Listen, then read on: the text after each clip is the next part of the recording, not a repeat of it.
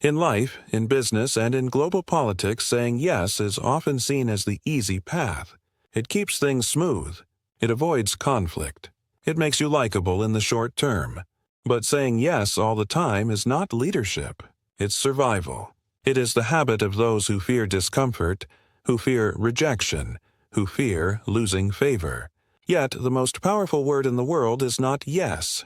It is no. The ability to say no is the beginning of self-respect.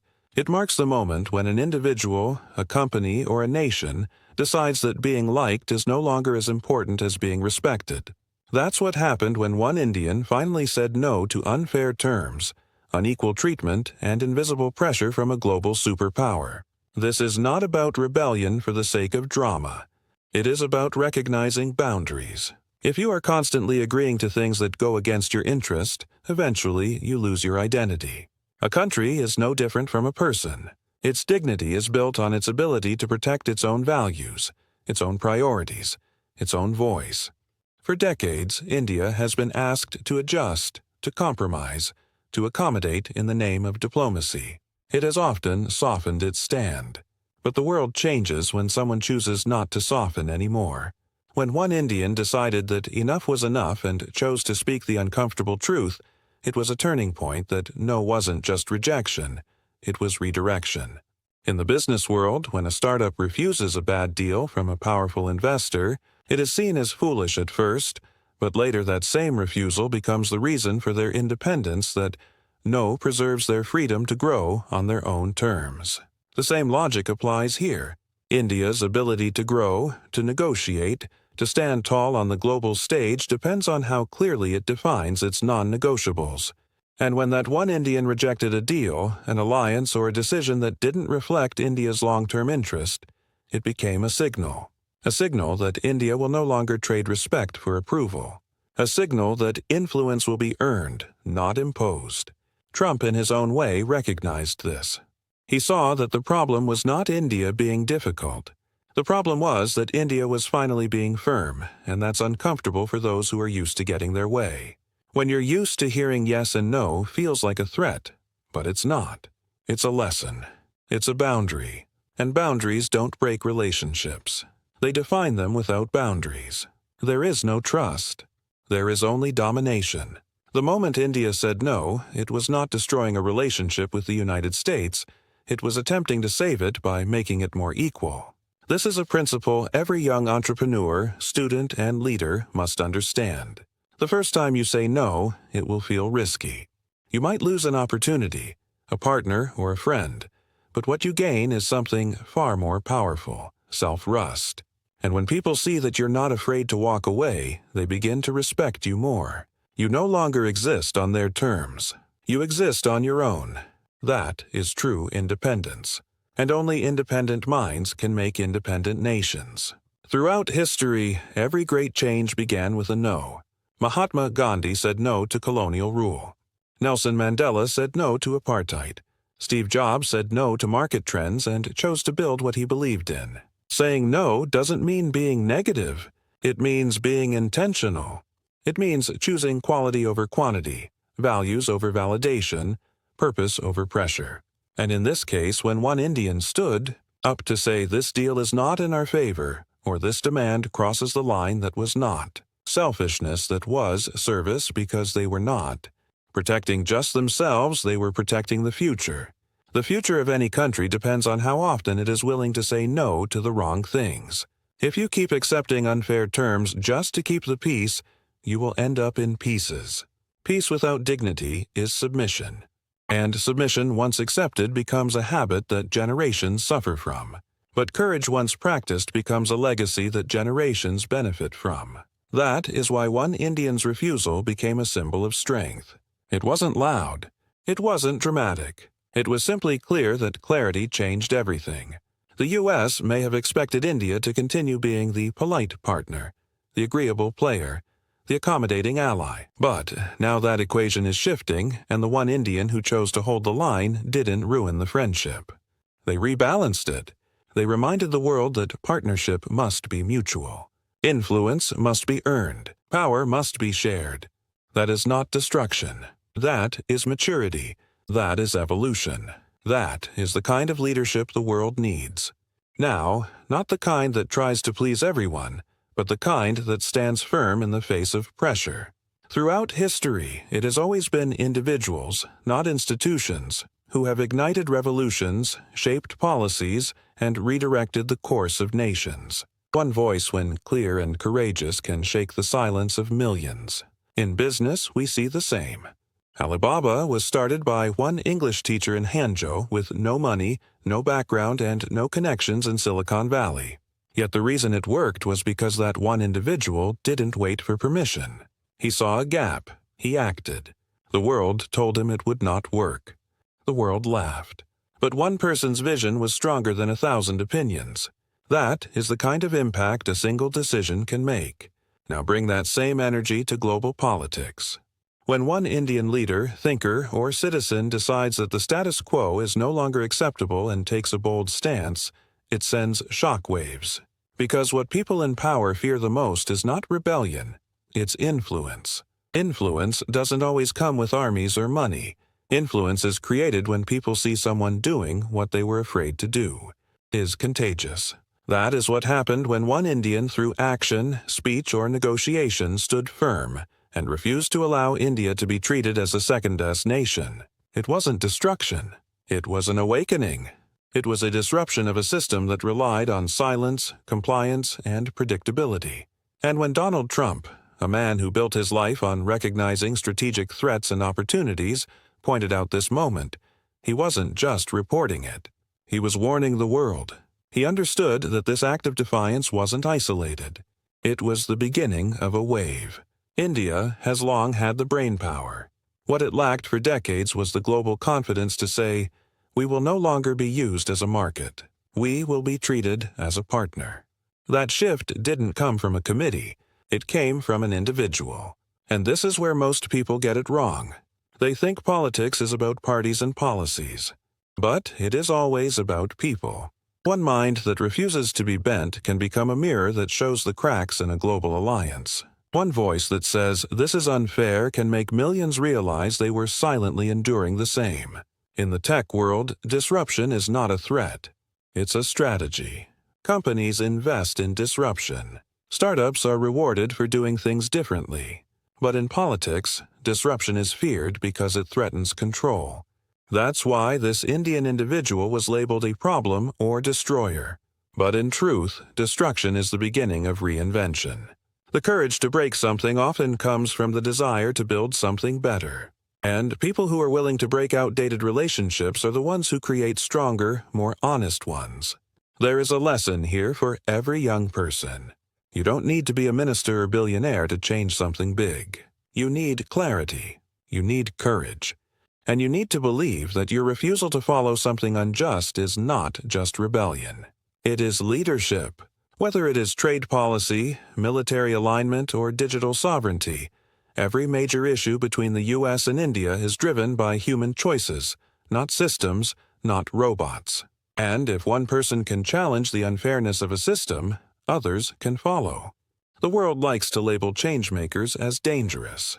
They call them radicals, troublemakers, even enemies of peace. But in reality, they are the ones who expose the imbalance. They are not the ones who destroy relationships.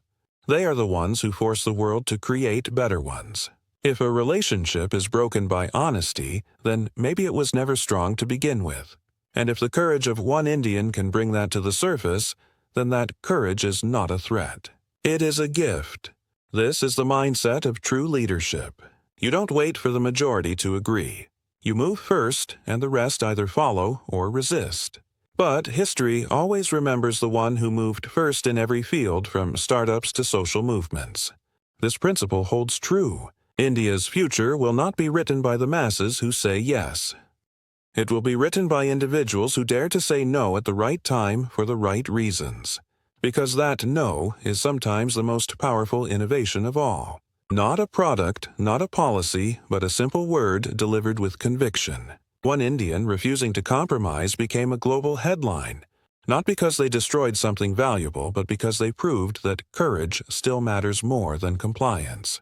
The world won't be changed by the powerful. It will be changed by the principle. And as long as there are individuals who are willing to rise in the face of pressure, no alliance, no power, no system can hold back what is right. This is not just politics. This is human potential in its rawest, most honest form. Let me tell you a story not just of politics, but of power. Not just of nations, but of people. Not just of diplomacy, but of disruption. Today, I stand before you not to speak about conflict, but about the cost of courage. Not to blame, but to understand. Not to point fingers, but to raise questions. Strength has long been misunderstood in the world. Most people believe it comes from size, money, or weapons. But real strength, the kind that lasts, comes from principles. It comes from the ability to stay calm when pressured, to remain consistent when tempted, and to stand alone when surrounded. The relationship between India and the United States has for years been painted as one of growing friendship and cooperation. But beneath the surface lies a quiet test of integrity. At some point, one side begins to expect more control while the other begins to demand more respect. And in the moment when one Indian refused to bend to pressure and chose instead to stand by principle, the world saw not the collapse of a relationship, but the rise of dignity. This is what separates influence from authority. Authority is given by position, title, or power. Influence is earned through trust, values, and consistency. When India chose not to give in to economic or diplomatic pressure, it was not being aggressive. It was being self-aware. It recognized that long-term respect cannot be bought or forced. It must be built. And building that kind of strength begins with saying, "This is who we are, and this is what we will not compromise on." In that moment, India wasn't showing off strength. It was revealing it. Every successful company, leader, or nation reaches a point where they must decide what matters more, growth or values. There are deals that look good on paper but cost too much in integrity. There are partnerships that bring temporary benefit but weaken long-term independence. The one who chooses to walk away from such things is often criticized at first. But time always reveals that their courage was not foolishness. It was wisdom. When India said no to being dictated to, it wasn't closing doors. It was protecting its ability to open better ones. This is what happens in business too. A small business might be offered a large contract that requires them to compromise their ethics. If they say yes, they may grow faster but lose their soul. If they say no, they may grow slower but build something lasting. It takes vision to say no to short-term rewards for long-term principles. And that's what India showed when it made decisions that were uncomfortable for powerful nations.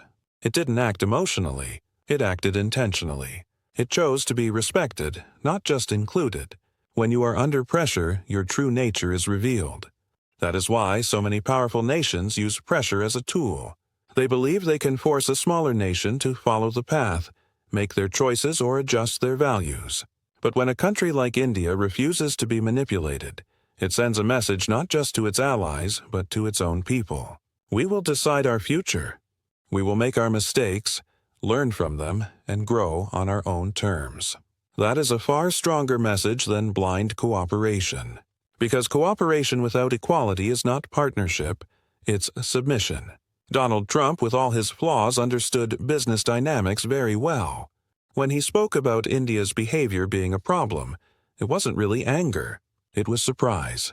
Surprise that the country that was once seen as dependent now stands like an equal. That shift doesn't happen overnight. It happens slowly. Every time a leader, negotiator, or citizen chooses to stand by principle instead of pressure. Every time someone says, "We don't agree, and that's okay." The foundation of a real relationship is laid because in real partnerships, disagreement is not betrayal. It is a sign of maturity. Principles are the invisible spine of every strong nation. They are not written on paper. They are practiced in action. And when the world sees that a country is willing to lose a deal, risk a friendship, or challenge a system to stay true to itself, it begins to respect that country on a different level. That is what happened when India refused to be cornered or used. The world realized that India was no longer in the business of pleasing others. It was now in the business of protecting its values. In life, The people who are the hardest to pressure are the ones who know who they are. They are clear about what they want, and more importantly, what they won't accept. Nations are the same. A country that is still finding its identity will chase validation. But a country that knows its values will walk alone if it must. And in doing so, it often becomes a leader, because leadership is not about being followed. It's about being firm. When one Indian made a decision based on principle and not popularity, it was a reminder to the world that India is not afraid to think independently. That kind of thinking does not come from a textbook. It comes from confidence. Confidence in the journey, in the culture, in the direction. And confidence does not shout, it acts. It does not destroy, it defends. It does not copy, it creates. That is how real power is displayed. Not in reaction, but in restraint. The mistake many global powers make is assuming that strength is measured by dominance. But dominance fades. Integrity does not. And while dominance can make others follow, integrity inspires them to rise. When India resists pressure, it's not just protecting itself. It's creating a model for others. Nations that are small, vulnerable, or emerging to believe they can also stand up, speak clearly, and act with courage. That one decision made by one Indian becomes a blueprint for others who face the same test. The path of principle is not always the easiest. It is often slower, lonelier, and misunderstood. But it is also the most respected in the end, because when the world sees that you stand for something greater than power, they no longer treat you as a follower. They begin to treat you as a force. The rise of India has not gone unnoticed. But what truly unsettles global powers is not that India is growing. It's how quickly and unpredictably it is doing so. Nations like the United States have long measured potential threats based on military size, economic stability, or political alliances.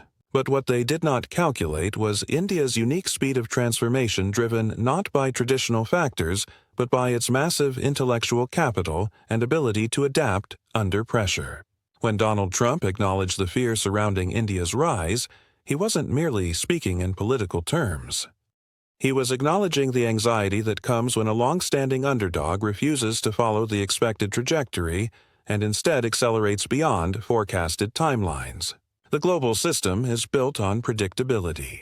Institutions, markets, governments, they all prefer things that can be calculated, projected, and controlled. China's rise, for example, followed a more structured manufacturing-driven model. India, however, rose differently. It did not have the same infrastructure advantages or centralized control, but it had something that even the biggest powers often overlook: its people. The young, resilient, educated Indian population became the driving engine behind the knowledge-based economy. From IT services to space technology, from pharmaceuticals to digital payments, India leapfrogged over traditional stages of development and began writing its own playbook. That unpredictability is exactly what creates discomfort. India's speed is not just in terms of growth rate. It's in how fast it is innovating culturally, politically, and economically. The U.S. expected India to remain a loyal consumer, a market for American products, a destination for outsourcing, a geopolitical ally with limited demands. But as India started to become a creator, not just a consumer, the dynamic changed. It began building its own platforms, setting its own narratives, making its own rules, and suddenly the balance of power didn't look so one-sided anymore. This is what happens in business too. Big corporations don't fear competition from other big corporations. They fear a small agile startup that can move fast and think faster. The startup doesn't follow the same rules. It experiments, it pivots, it doesn't ask for permission. That's what India has become on the global stage. A giant startup with 1.44 billion minds thinking every day about how to improve, how to resist dependence, and how to create something that others said was impossible. Trump's statement, while dramatic in tone, carried a deeper business truth. It is not India's size that's intimidating. It's the acceleration. It is the sudden realization that India is no longer playing catch-up. It is competing. And in some sectors, it is already leading the development of UPI in the fintech space shock the world. The successful launch of a low-cost moon mission stunned global space agencies. The rapid growth of Indian edtech, health tech, and artificial intelligence is challenging Silicon Valley's monopoly on innovation. These weren't supposed to happen this fast. That speed threatens the global hierarchy. The fear is not rooted in hostility. It is rooted in loss control. When a nation like India decides to move independently, develop its own tools, trade in its own currency, build its own networks, and assert its own voice, it becomes harder to manage. And what is difficult to manage becomes a source of concern. That's why the narrative quickly shifts from admiration to suspicion. Suddenly, that one Indian voice that speaks confidently in a global meeting is no longer just ambitious. It is dangerous, but dangerous only because it challenges the structure that has kept certain powers at the top for decades. In markets, we call this creative destruction. The old systems collapse to make room for the new. But in politics, creative destruction is feared because it disrupts influence. The moment India started moving faster than expected, it stopped being seen as a quiet partner and started being viewed as a competitor. That is why when one Indian disrupts a negotiation or blocks an unfair trade deal, it is not seen as normal diplomacy. It's exaggerated as a threat to the entire alliance. Not because it actually breaks the alliance, but because it shows that India is no longer predictable. The unpredictability of India's rise is compounded by its diversity. No single culture, state, or class defines its growth.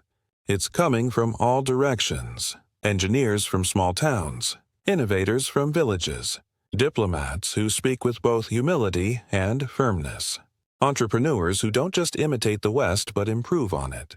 This kind of multidirectional growth is hard to track and even harder to contain. And that's exactly what makes it powerful. It does not depend on one leader, one party, or one company. It is organic. It is decentralized. It is democratic in nature. The world is not afraid of India because it is aggressive. It is afraid because India is smart, fast, and unafraid to think differently. That thinking is what separates real growth from inflated numbers. The Indian youth are not just trying to get jobs abroad anymore. They are building companies at home.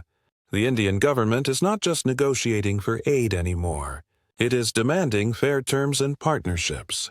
This mindset shift is far more impactful than any weapon or trade deal. It changes how the world perceives you. Once perception changes, the game changes. That's why speed matters. When you move faster than the world expects, you break free from the roles you were assigned. And the moment India broke free from the role of the obedient partner, it was no longer manageable. In the same way, it had to be negotiated with, respected, taken seriously because whether others like it or not, India has become a force that cannot be ignored, delayed, or dismissed.